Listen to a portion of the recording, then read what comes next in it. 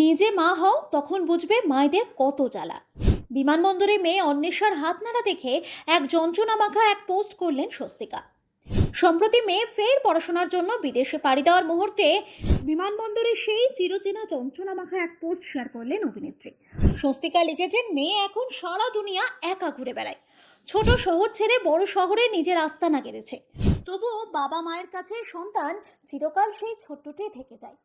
অন্বেষা বাড়ি আসার আনন্দের চেয়েও আবার কবে আসবে এই অনিশ্চিত অপেক্ষার যে নিদারুণ কষ্ট, তা কেবল একজন মাই বোঝেন। স্বস্তিকার কথাই নিজে মা হও, তখন বুঝবে মায়েদের কত জ্বালা। মায়ের এই পুরনো কথাটাই আজ প্রতি পদে সত্যি মনে হয়।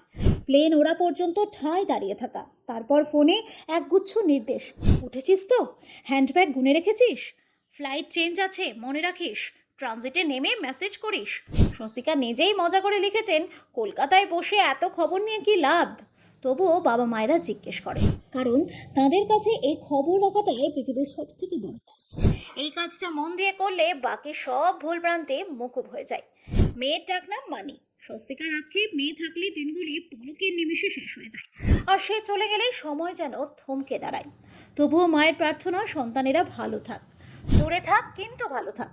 কারণ বাবা মা যতদিন আছেন ততদিনই আগলে রাখার এই গল্প ফুরোয় না। স্বস্তিকার ভাষায়, তাদের অবর্তমানে অযাচিত যত্নের ডালিও একদিন মুড়িয়ে যায়।